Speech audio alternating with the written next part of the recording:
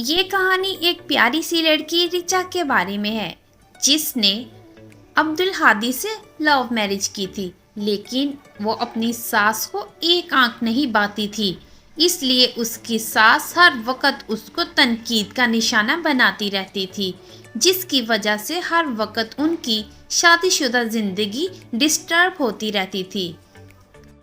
हाँ हाँ हाँ, ये मेरा बचपन का दोस्त है। इसका नाम मोहित है। हम बचपन में बहुत खेला करते थे। क्यों मोहित? हाँ, मुझे बहुत खुशी हुई मोहित भाई से मिलकर। बहुत अच्छे हैं मोहित भाई। और सुना तू कैसा है? और तेरी अम्मी कैसी हैं? बहुत अच्छी हैं। मुझे बहुत याद आते हैं उनके हाथ के मूली के पराठे।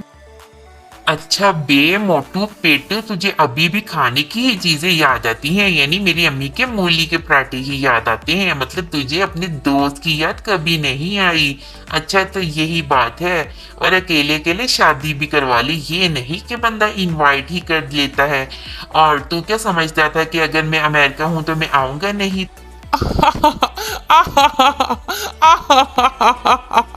अरे तू तो गुस्सा ही कर गया यार। रिचा, जरा इधर आना। अच्छा मोहित भाई आप बैठे, मैं अम्मी की बात सुनकर आती हूँ। दरअसल किचन में बहुत काम बाकी पड़ा है, आपके खाने के लिए तैयारी करनी।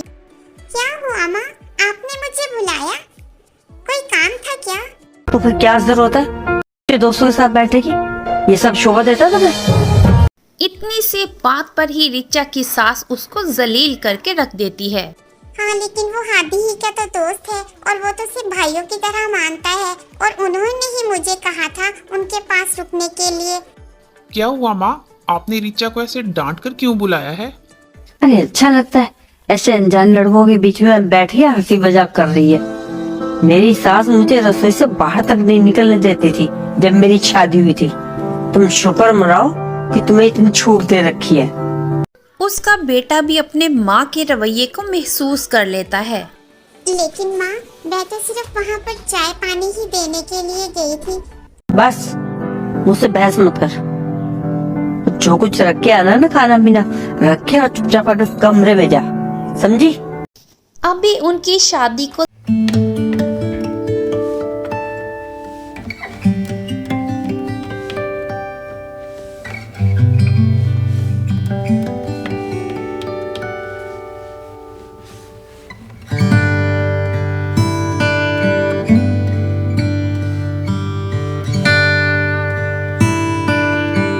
जाने के लिए तैयार हैं। ये क्या पहन रखा है? उसकी सास को तो उसके पहनने ओढ़ने पर भी एतराज था। माँ शादी पे जा रही है इसलिए ये न्यू ड्रेस पहनी है मैंने। तुम्हें कितनी बार समझाऊं कि तुम्हारी शादी हो चुकी है अब। अच्छे घर की लड़कियां इस तरह के अश्लील कपड़े नहीं पहनती। रिचा की सास को ये कपड़े पसंद नहीं आते, इसलिए वो उसको कपड़े चेंज करने के लिए कहती है। लेकिन माँ, मैंने ही रिचा को कहा है ये कपड़े पहनने के लिए, और आजकल यही फैशन है, सब यही पहनते हैं। अरे तेरे पापा भी मुझे बोलते थे कि जीन्स पहन लो, मैंने पहनी कभी? मेरी सास ने मेरे सिर से पल्ला नीचे नहीं उतरने दिया कभी भी। और इसको तो मैंने इतनी छूट दे रखी है कि चल सूट पहन ले। कोई बात नहीं माँ, मैं अगली बार से ध्यान रखूंगी, इस तरह के कपड़े नहीं पहनूंगी। अगली बार से नहीं, अब भी जाके बदल गया और दोबारा ऐसे कपड़े पहनने की कोई जरूरत नहीं है। लेकिन माँ, हम पहले ही लेट हो चुके हैं। वैसे भी इन कपड़ों में क्या बुराई है? मैंने ही कहा इसको। ठीक है माँ, मैं चेंज करके आती हूँ। और हादी आप थोड़ी देर मेरा इंतजार कर लीजिए, मैं अभी चेंज करके आती हूँ। माँ, हाँ बेटा। माँ, मुझे तुमसे कोई बात करनी है, जरूरी है। हाँ बोल ना। माँ, वो रिचा और मैंने डिसाइड किया है कि हम ये घर छोड़कर हमेशा के लिए जा रहे हैं। क्या? मगर क्यों? माँ, आपको तो पता है हमारी नई नई शादी हुई है और हमें भी अपनी जिंदगी एंजॉय करनी है। कब तक हम आपकी सेवा पानी में लगे रहेंगे भला? अरे बेटा तू ये क्या बोल रहा है?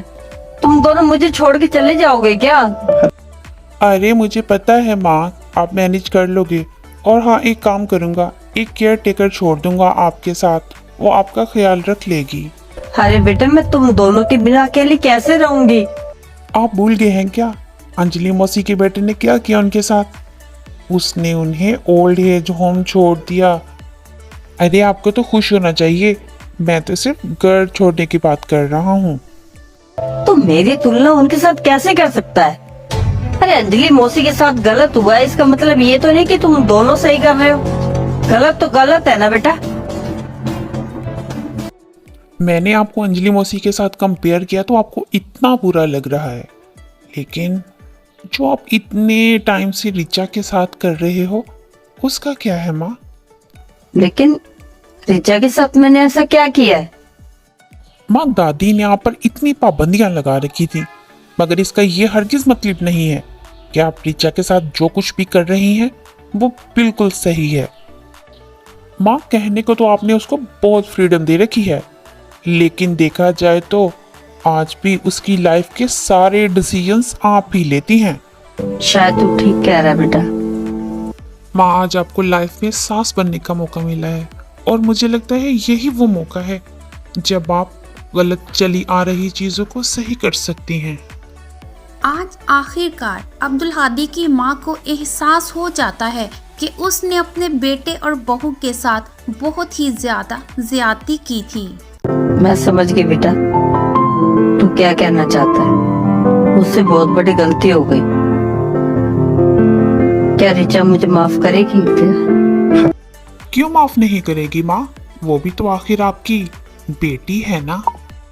और हाँ, आप बिल्कुल फिक्र मत करें माँ, हम कहीं नहीं जा रहे इस घर को छोड़कर और आपको छोड़कर। क्या सच? हाँ, बस आपको सबक सिखाने के लिए मैंने छोटा सा प्रैंक किया था माँ।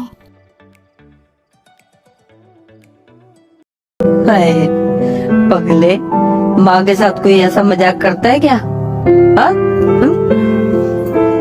मेरी जान ही निकल गई थी, पता है? डर गई थी मैं।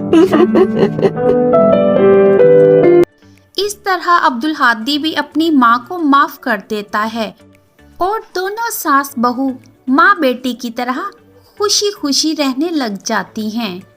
दोस्तों, अगर आपको हमारी कहानी पसंद आई है तो प्लीज़ लाइक, शेयर और सब्सक्राइब करना मत भूलिएगा। जज़ाकल्लाह।